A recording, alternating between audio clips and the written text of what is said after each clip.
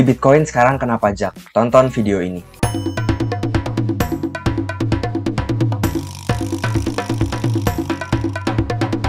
Halo semua, selamat malam. Kembali lagi bersama gue Ardo di channel Pace Crypto. Untuk hari ini gue akan membahas tentang pajak Bitcoin, yaitu jikalau kita membeli kripto, sekarang kita akan kena PPN sebesar 0,1% ya, dan akan berlaku mulai bulan Mei. Nah, berikutnya gue juga akan membahas teknikal dari Bitcoin dan juga teknikal dari Dogecoin. Daripada lama-lama, langsung saja kita masuk dalam videonya. Nah, kita akan masuk ke dalam berita pertama di sini, di mana bulan Mei nanti Indonesia akan kenakan pajak sebesar 0,1%. Nah, kita akan terkena pajak di mana?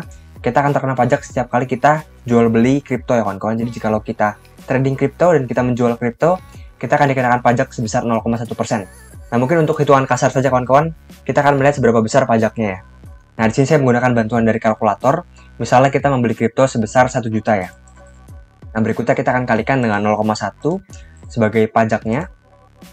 Nah, jadi setiap transaksi kita sebesar 1 juta, kita akan terkena pajak sebesar, salah di sini kawan-kawan, mohon maaf. Nah, di sini merupakan pajak yang betul, kita akan terkena pajak sebesar Rp1.000 ya. Nah, jikalau kita transaksi sebesar 1 miliar misalnya. Nah, kita akan terkena pajak sebesar 1 juta ya. Jadi untuk pemain besar, tampaknya peraturan ini cukup berarti, karena pajaknya semakin besar juga ya. Nah, jadi misalnya kita membeli Bitcoin kawan-kawan dan kita menjual Bitcoin tersebut, baik itu dalam keadaan rugi maupun keadaan untung, kita akan terkena pajak sebesar 0,1%. Nah, kawan-kawan, tetapi juga ada sisi positif dari pemberlakuan pajak di mana aset kripto mulai disejajarkan dengan yang namanya aset saham ya. Jadi sudah mulai dipandang lebih baik lagi, dan tentunya sudah mulai resmi ya kawan-kawan, diurus oleh Bapeti. Nah, ini merupakan Bapeti kawan-kawan. Nah, yang unik adalah mereka menggolongkan kripto ini bukan sebagai currency ataupun mata uang. Jadi jika kita menyebutnya cryptocurrency itu salah ya kawan-kawan. Yang betul adalah kripto sebagai komoditas. Jadi jika kita ingin menyebut kripto, kita sebutnya dengan aset kripto agar legal ya. Nah, berikutnya bagaimana kita akan membayar pajak tersebut? Kita akan membayar pajak melalui exchange ya kawan-kawan. Kita akan dipotong nanti melalui exchange. Nah, di sini ada 13 daftar exchange di Indonesia yang resmi. Ada beberapa nama di sini, kalian dapat membacanya. Jadi jika kalian berdagang ataupun memperjualbelikan aset kripto kalian di sini, artinya kalian aman ya. Ya, beberapa nama tersebut adalah di sini kita lihat Indodax, berikutnya Toko Kripto, Pintu, Rekeningku, dan lain-lain ya. Cukup menarik. Nah, sekarang kita akan melihat berbagai komentar. Di sini Aspakrindo ataupun jika kita lihat kepanjangannya Asosiasi Pedagang Aset Kripto Indonesia menyambut baik ya. Nah, tetapi yang menarik di sini di mana bos Indodax menyebutnya bahwa kemahalan ya. Tetapi menurut saya sebetulnya tidak terlalu tinggi asetnya. Karena jika kita berdagang 1 juta, hanya terkena biaya sebesar Rp1.000 saja. Masih cukup aman menurut saya ya kawan-kawan. Sekarang kita akan membahas teknikal dari Bitcoin dan juga Dogecoin.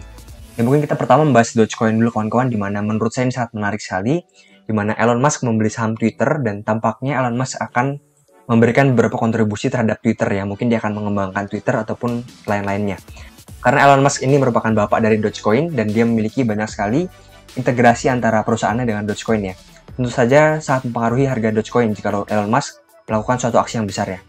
Dan menurut saya Dogecoin ini sangat bullish sekali kawan-kawan, di mana dia ada kesempatan besar sekali untuk memberikan namanya pola falling wedge di sini. Saya menggabungkan dua resisten di sini dan juga di sini. Dan pola ini menurut saya sangat valid dan sangat mudah sekali di break oleh yang namanya Dogecoin ya. Kalian dapat mengambil entry jika dia break dari pola ini, dan target penjualannya ada di sekitar harga 0,29. Mengapa? Karena di sini merupakan support dan resisten yang kuat untuk Dogecoin. Jadi ini merupakan trade yang cukup baik menurut saya untuk Dogecoin.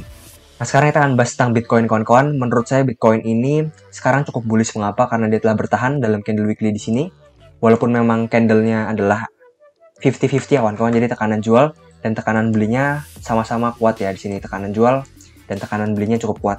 Nah, berikutnya kita akan melihat beberapa indikator yang cukup mudah ataupun cukup awam bagi beberapa orang. Pertama kita akan melihat RSI. Ya, untuk RSI dari Bitcoin ini cukup bullish jika kita zoom.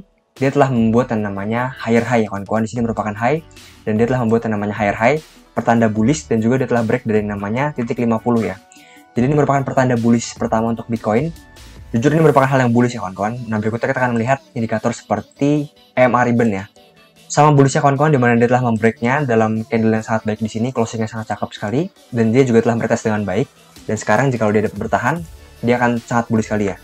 Oke, berikutnya kita akan menggunakan yang namanya bull market support band. Sama juga kawan-kawan, di mana Bitcoin telah membuat yang namanya cross dan juga dia telah tertahan oleh support di sini.